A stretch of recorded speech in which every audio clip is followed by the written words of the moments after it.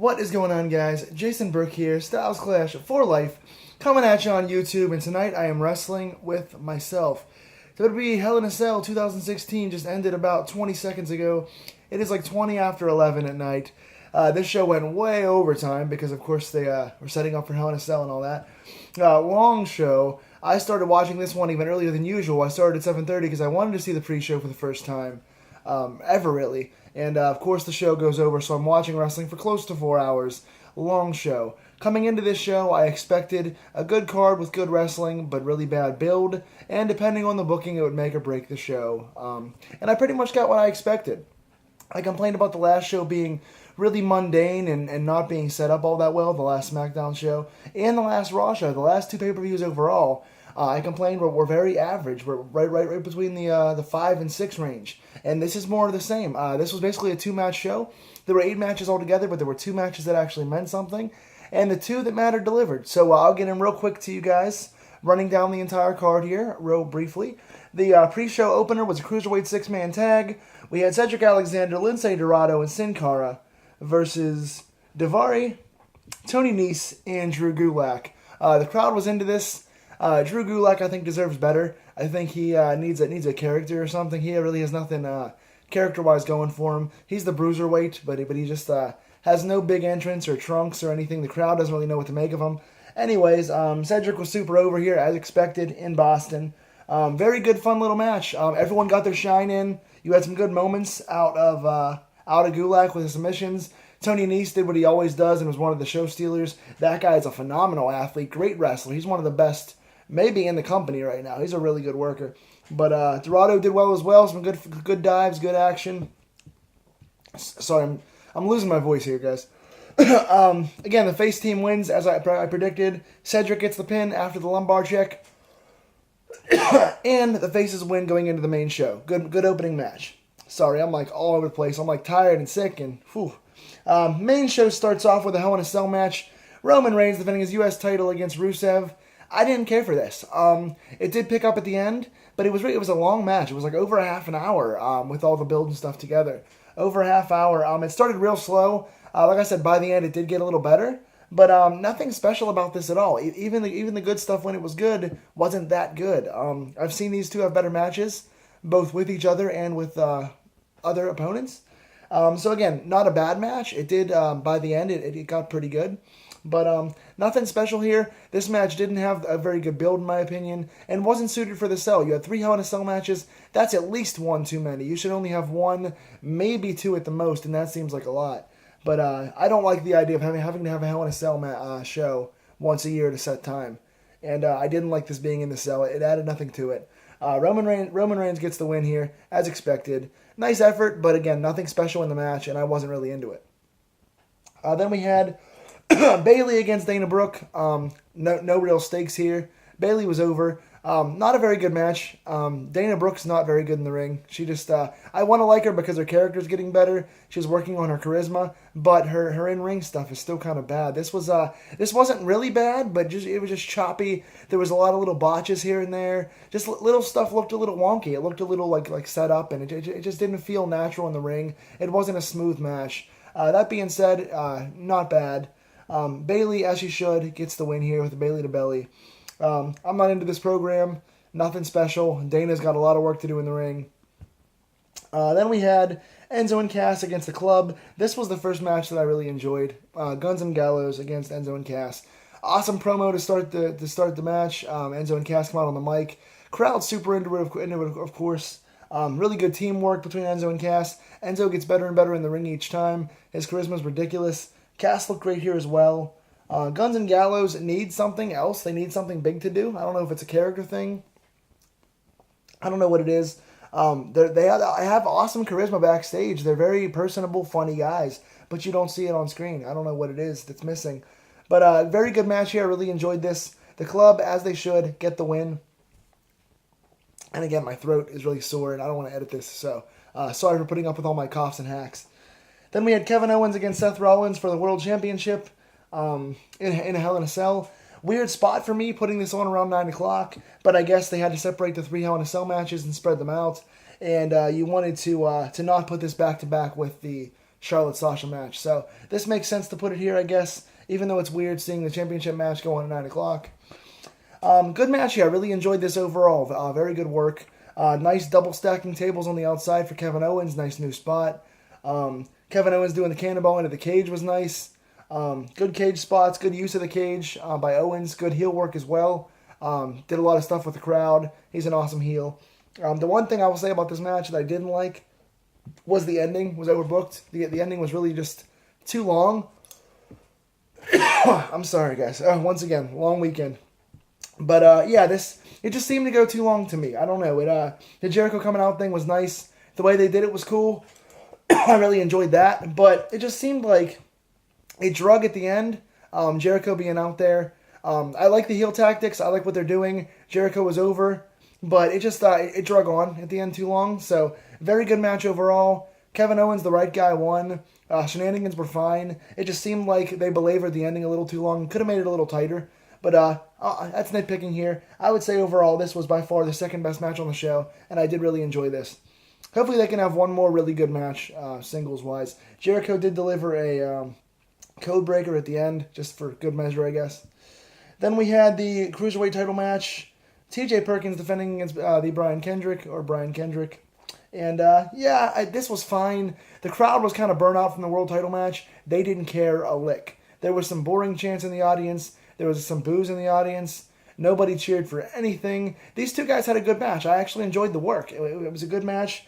Perkins did a corkscrew to the outside. Kendrick was using his bully stuff. He was wrapping Perkins' arm around the rope and anything he could. He was using the ropes and the apron. He was using all the heel tactics, being the ring veteran, being desperate to win. Good psychology here. Good character work from Kendrick. Perkins did a really nice job again, athletically in the ring with springboards and everything. He's a great worker. He just hasn't gotten over. I'm kind of considering this a failed experiment right now with Perkins. He wins the CWC, gets no fanfare on Raw, hasn't really looked all that great in his matches, and even when he is on like he was tonight, the crowd doesn't care. He's not over. His promos are cheesy. They're cut very wooden. They give him this dialogue to use, and it sounds fake. It's like the Sega Genesis Game Over stuff. It's like gamer speak. It's stupid and cheesy. The crowd doesn't like it. He's not over. Needless to say, Brian Kendrick uses a fake injury here and winds up putting the bully choke on, suckering Perkins in to get the tap out and win the Cruiserweight title. Perkins here losing the belt this soon means to me that he's done. I mean, he's gonna be wrestling. Obviously, he's gonna be in the division, and he's gonna have more feuds. But he's not going to be in the central feud. This division's only going to have one main central feud that really gets the attention. And I feel bad for Perkins here. It hasn't worked out for him so far. But Kendrick has renewed his career. He's got himself over again. He's the one guy in the division the crowd seems to really respond to, besides Cedric. So we'll see if he goes on to Cedric after this. Good match, but again, hampered by the crowd situation. The crowd didn't care at all. So this kind of suffered a little bit. Then we had New Day versus Sheamus and Cesaro. I couldn't care about this one lick, to be honest. New Day is boring to me now. They're juvenile. They're cheesy. I'm just over the entire act. I want them to go away. I'm not a New Day fan anymore. I also can't stand Sheamus. And the Cesaro thing with Sheamus, it's not working for me. I'm not really enjoying it. Again, that's the cynic in me. I can barely stand to watch Raw. Anyway, good match. 4 good workers. Xavier looked good in this. They had Kofi come out and say that he's from Boston and give away his Boston heritage, that he didn't wrestle in the match. They had Xavier and Big E in there. So you have Kofi come out, be the hometown guy, and not wrestle. What the hell was that? I don't understand that. But anyway, so good match. The 4 guys worked their butts off. Good teamwork, good sequences in the end. And Cesaro has... my throat is killing me. Cesaro has Xavier in the sharpshooter. And as Xavier is about to tap, Kofi gives Sheamus on the outside a Trouble in Paradise. The ref catches it for the DQ right before Xavier taps. So Cesaro and Sheamus get the win by DQ, but New Day retains. New Day is going to break Demolition's record. They're going to have the belts for a little while longer. Another good match hampered by a lame finish. I didn't like this. I understand what they're trying to do, keep the new team strong and also not have New Day lose the belts. But I didn't like the way this was done. It was kind of stupid. I'm not a fan. So good match, bad ending. Then the main event, by far the match of the night. I love this. Sasha Banks defending her Women's Championship for the first time ever in a main event pay-per-view match. And also the first time ever in a Hell in a Cell match for 2 women. Women's Hell in a Cell main event, first time pay-per-view deal. Kudos. Congrats to Charlotte. Congrats to Sasha. They won the night. They stole the show. They opened up with going outside before the cage is lowered. Both ladies get special entrances here. The crowd's on fire. Everything lines up. The entrances are great. The crowd's great. They start off outside. And Charlotte powerbombs Sasha off of...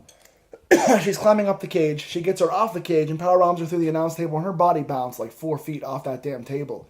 And they did stop it for too long. The whole story was kind of like the Mick Foley thing. They're trying to drag her out on a gurney, and she refuses to leave. So they go to announce Charlotte as being the new champion because Sasha can't continue. And Sasha hears that, stops the ring announcement, gets up off the gurney, comes back in.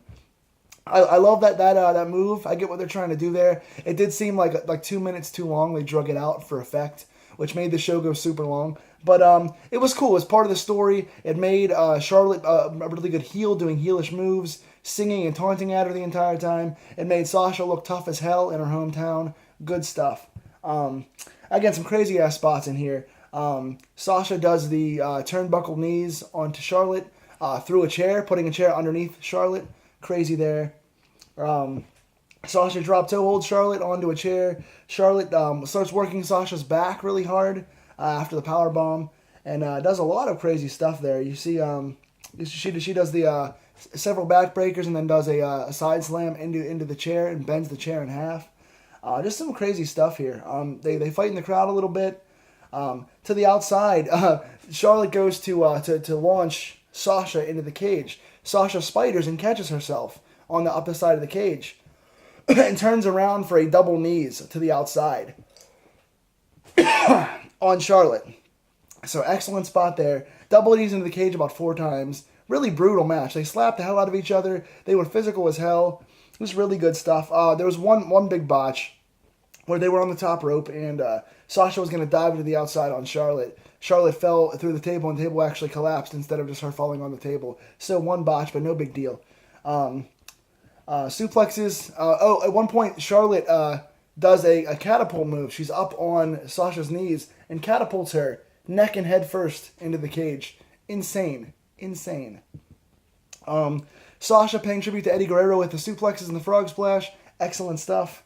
The match ends, surprisingly, when Charlotte starts tossing. Sasha goes for a powerbomb on Charlotte through a table. Charlotte counters because Sasha's back is injured. Again, good psychology, good ring work. And then Charlotte actually goes and tosses her, just head first, throws her into the table twice, and she goes ragdolling and rolling off the table. It's just a sick visual. Very good selling, excellent bumps. And then natural selection, Charlotte regains the Women's Championship. And for the 3rd time over Sasha here, and is now 14-0 on pay-per-views since she's debuted, and I think it's 12-0 or 13-0 in title matches. So that's the one out of the 8 matches. I was 7-1 prediction-wise. The one I got wrong was this one. Big surprise here. So, again, what do you guys think? What is your match of the night? This video is going kind of long, so I'm going to cut it off. What do you guys think? What is your match of the night? What did you enjoy best? What did you not enjoy? What do you think of this review? Tell me in the comments down below, guys. Until the next opening bell, this has been Jason Burke. I've been wrestling with myself, and I will see you all real soon.